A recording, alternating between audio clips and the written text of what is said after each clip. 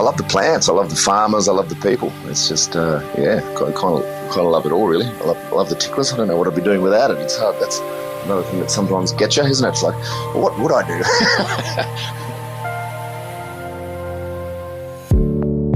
This is The Producers. I'm Anthony Huckstep. After building a career in the hospitality sector, Jordan Sly had a yearning for a greater connection to produce. He set himself a mission to grow the best quality organic seedlings, and he's now become one of the most important parts in the organic food chain on the east coast of Australia. So Wormticklers is obviously the world famous organic nursery. Started in Sydney, designed to provide seedlings. Well, something that we were into. I never thought of just sort of starting this thing, but it was something that I was obviously very passionate about, and providing quality tools for you guys to grow organic seedlings at home, and then working with farmers and expanding through that, and moving to Byron has been great. But it's just a great little family, small boutique nursery, growing some wicked seedlings, basically. Well, they're two great regions, of course. One's just on the outskirts, 30 minutes out of the centre of the CBD in Sydney, so it's a great location for a massive amount of people, hopefully to inspire to grow food and deliver quality food too. And then, of course, Byron, you've got a lot of, obviously, a beautiful climate, a beautiful sort of segmentation of community, and great conditions, and also a lot of people who are sort of stepping away into that real sustainable sort of growing at home, market gardening, bartering, trading, and all of that. So they're great regions that suit Wormticklers to a T, really. Jordan's connection to the land started at a young age and has been the foundation of his food ethos ever since. I didn't get much of a sort of upbringing at home, but I did learn to grow food with my grandfather at a young age. So he was from sort of the Riverina country boy, and so we had a pretty serious veggie patch. Well, he had a pretty serious veggie patch in Campbell. And then, as you said, I went into the hospitality. I was just very lucky, and I'm sure a friend of yours, a friend of mine, but Sean and Vanna from Sean's Panorama, he took me on when I was a young drummer, in sort of probably 2003 or something. I worked for a year and a half for him as his baker. But part of that role was that I sort of accepted the deliveries in the daytime, and stuff was coming in that I'd just never heard of. These radicchios were coming in, and all these stuff, broad beans, butter beans, and I'd never seen it. I was 21, 22, whatever it was, and it just really sort of that's what sort of inspired a lot of the fresh produce, and seeing that and understanding how he had such a small menu and how real it was, and how it changed so regularly, and stuff that he used that, no one was using. I mean, I'm sure they were, but, he was using nettle, and I'd sit there picking this nettle, with gloves on, it took forever. It was a nightmare of a job, but it was, it just taught me a lot about that, and it inspired me, and seeing guys like that sort of made me sort of get back into that sort of food-wise, and we'll produce and where it comes from and how to grow it.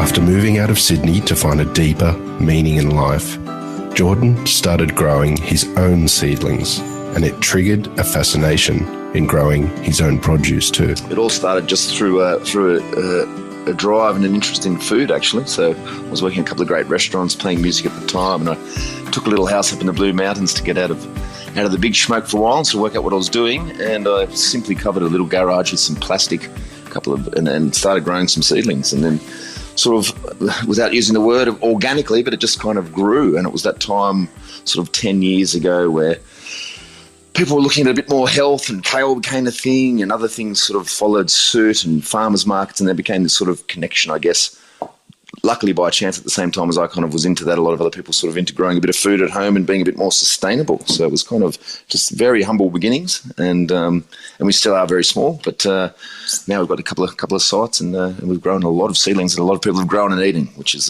very satisfying.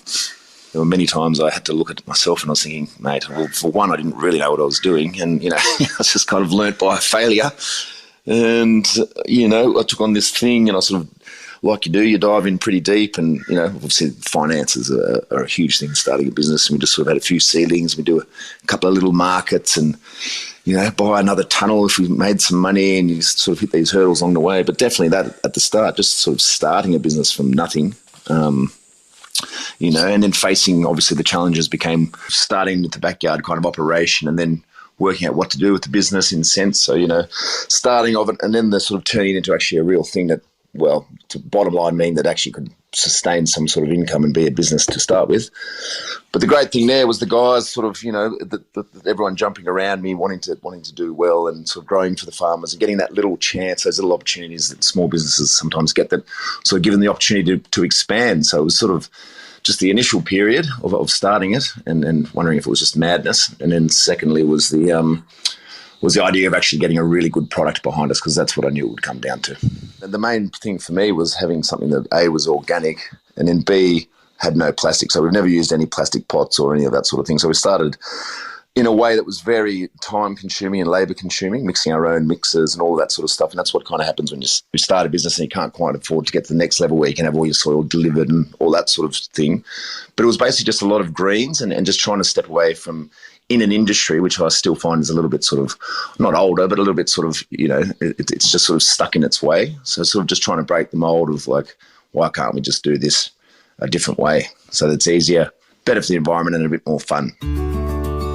As his business grew, an opportunity to supply seedlings to farmers, work with known chefs, and a bit of TV work too, allowed Jordan the chance to let his business grow organically. Yeah, well, I mean, a big turning point was for me when the farm approached me to join them, I guess, and that was only about 4 years ago.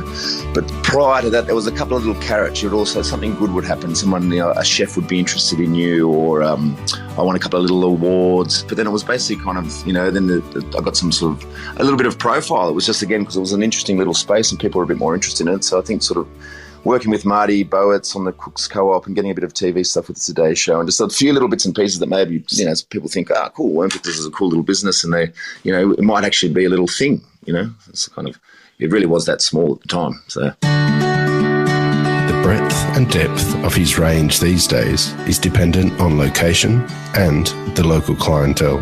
Well, these days we love to do a lot. Well, again, that's an interesting question in itself, because different sort of genres and areas of even on Sydney alone, different markets, Northern Beaches versus North Sydney versus Coachella, sort of, it is a different clientele. So we really try and have a broad range. I know that sort of people in Mossman or et cetera, I don't mean to, stereotype or whatever, but they, flowers might sell better there and someone might have a bit more land up in the Northern Beaches, so veg will be doing better there. Here in Byron, we do a lot of medicinals and we like to have sort of quite a large range in your calendulas and wormwoods and echinacea and all this sort of stuff, and a lot of sort of naturopaths and families will grow that sort of stuff. So it's really quite broad and varies demographically, if you will.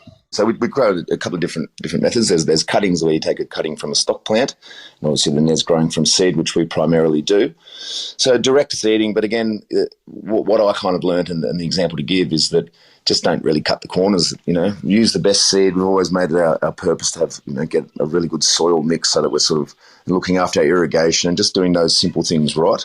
I think that's kind of like what sort of artisans kind of do in a way when you look at the great, people grinding their own flours and the yeast. And I've always sort of associated with baking a little while. It's just like when you get the recipe right and you don't sort of cut any corners, you sort of get the results that you're looking for. And what we're looking for really is consistency and just even growth and throughout the seasons and working with the cooler and warmer months, because obviously that's sort of with the timing thing with germination as well as the shorter days and all that sort of stuff, Huck. So that kind of comes into it.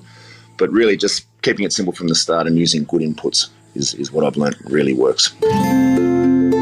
Jordan's client base ranges from commercial organic farmers all the way to home gardeners keen to put their hands in the soil. Well, a lot go direct to the public, from markets. And also through the retail that we stock in shops. We sell a little bit online. But then what we do love as well is growing for a couple of our favourite sort of farmers around the Sydney Basin. So sort of the Currawong guys and the Block 11 guys. And so we grow sort of mass amounts of stuff for them to then grow on, and they would sell as full produce. And those guys have just been super supportive, and they're the ones I've really got to thank, really, that community around there. But I was talking to Farmer Greg today, and we've got a bunch of onions, red onions coming through him at the moment, some kale, some beetroot and some fennel. So just sort of moving with the seasons again. Currawong like a lot of lettuce from us. They love the Salanovas and the Pickagans. And again, those guys all have different climates as well. So they can kind of do some sort of stuff themselves from seed at different times of the year, and then they rely on us at different times as well. Jordan believes that building connections lies at the very heart of any success Wormticklers has had, and it's been the key to expanding to the Byron region too. Look, I run around, I fly around, I'm sort of up and down Sydney a bit, really enjoying it up here. And what I have found with spending more time up here through the last year was just, again, making those connections, which do take time in this sort of farming world. And you can't kind of bounce into the farm and bounce in from Sydney going, I'm the greatest seedling grower in the world, and, everyone's got to buy from me. It kind of, you've got to, build those connections, and people see you working hard and see you sort of there every day, and you get to know them and their families, and so that sort of helps. But today I was just in the shop, which is great. So with the people, had a look at the tunnel. I just flew back from Sydney yesterday afternoon, but we had a really big weekend down there, which was a whole bunch of packing markets and training staff, and it's pretty go a lot of the time, actually, to be honest, especially with the last couple of years to deal with. But look, can't complain, but it's nice to be up here for a week now, enjoying that. This is my favourite time of year coming in, to be honest, because it's just up here. And I was going to bounce to this before, but so when I first came up to Byron, up here to the farm, it's like the climate, even only being 8 hours away or whatever it is, it's so different. And so I'd signed this lease, and I was here, and I was pumped up, and I was ready to go, and I'm in the farm and all the rest of it. And then I started in December. And then the January came, and I was planting the house down. I was going to, make $1 million and all the rest of it. And I couldn't grow anything. It was too hot. It was like I didn't know what I was doing. So I fully lost my mojo, But it was just the time of year. So now that it's cooling off down here, I really love getting into just the greens. And I just love growing, as boring as it might sound, just rockets and nailing, beautiful radicchios and the endives and the sorrels and, beautiful broccolinis, and I love seeing people grow them. And because we have the best seeds and the best sort of that thing, they can't believe they've actually managed to grow a cauliflower. Like a perfect cauliflower at home. And it's just, so I do like the cool season stuff. It's also easier to work in that sort of temperature outside. But that's what we love. We love doing mass trays of just that beautiful coloured spinach, flowers for a couple of flowers growers we grow for, but definitely all those green lines I like. Yeah. COVID-19 has had a huge impact on those working in the food chain, and Jordan is no different. But the experience has taught him to be a better business person. It's been a pretty fiery couple of years, really. So it's like, it hasn't changed me a lot as a person. I still love what I love, and I'm all of that. But it's definitely sort of changed. For me, I've had to sort of learn a lot of different skills from being sort of very happy-go-lucky. I've expanded, and with expanded, there becomes, a lot of talk about money and a lot of talk with accountants and a lot of talk with managing staff. And so that's how it has changed me, and for better or for worse. But that's just what happens when you run a business, and you just got to work. And I've always been a worker, so there's been no problem there. But I think just I don't want to call it stress or whatever it is, but it's just, there's something there. But for 99% of the time, it's just so rewarding and so fun. And it's like, and you've got to do something, don't you, Huck? So get out there and have a go. As one of the leading seedling growers in the country, Jordan believes no matter what you are growing, it's all about the ecosystem you are creating. One thing we sort of ham on about is that what you will see from us any time of year is what is to be planted then. We don't try and pull the wool over the guys. We can't shit ourselves because we're not sort of using chemicals and grow lights and heat mats and all of that. So if we can grow it, you can grow it. So basically whatever's in front of you, but I'm always a big fan of trying something different, nailing your herbs. The stuff you're using is a big one that we sort of people to use to grow what they're using. And don't forget about a few lovely flowers, and just to fill it out so you can sort of see yourself that you're creating a little bit of an ecosystem at home, no matter how big or small. You can do it with a couple of pots, or you can do it with a tennis court transformed. But just have some fun with it. Make sure they're in the sun and the water. I know it gets back to that basic sort of stuff, but ask the questions, make the mistakes, and power on is the advice I always give. And it's enjoyable. That's the thing. You just 15 minutes a day, you're out there, mate. You're checking it out, what's going on out here, and then you're reaping the rewards. And it's a great way to boost your own morale and then action, and then also great for the family and friends. Off the back of his success, Jordan is looking to new avenues to spread the word on growing organic produce. I'm excited. I'm ready to sort of, I want to do a couple more little shops. I think that, the idea of how the farm works, having the tunnel on site there and the shop, and then having farmers on site that I can grow for a restaurant that's right there. That's the reason I wanted to join the farm and get involved in that, because that's, a closed cycle, and I think a world-class model if nailed. And I think that there's room for everyone. We get contacted for people who want our seedlings. So it's like, can we do one in Tassie, or can we do one in Newcastle, or can we do one here? So I think a little bit more expansion, and then maybe some nice retail stuff, getting in line with one of the sort of nice grocers, and brand alignment with Wormticklers and where it's at with those sort of peers. We love markets and all that sort of stuff, of course.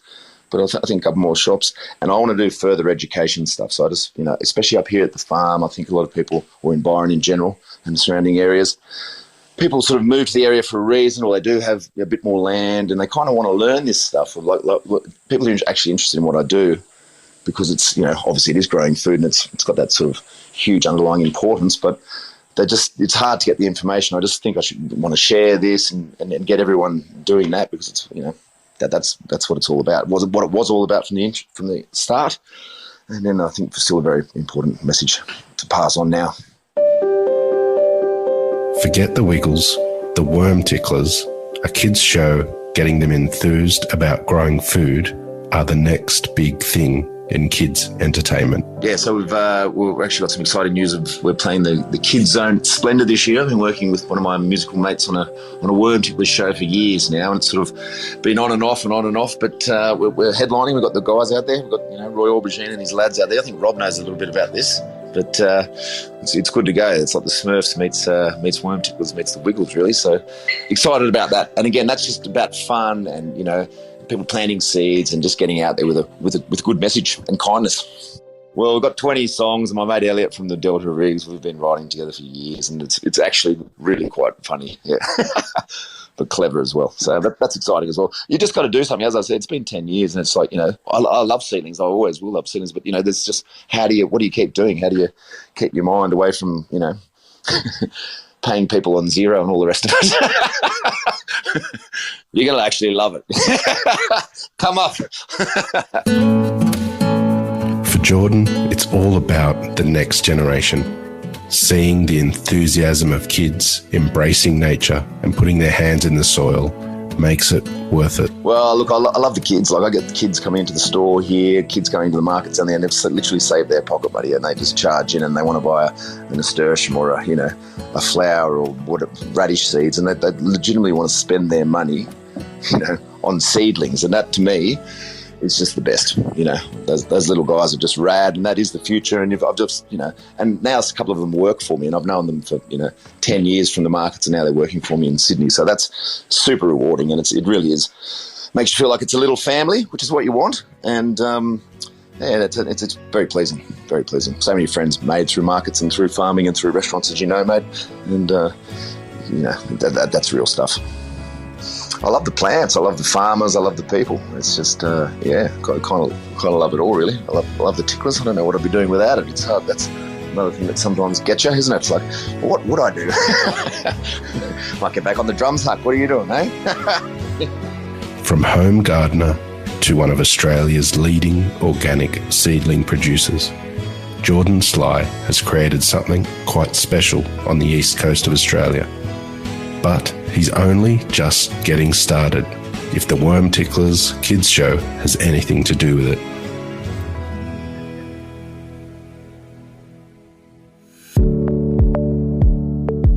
This is The Producers, a Deep in the Weeds production. I'm Anthony Huckstep.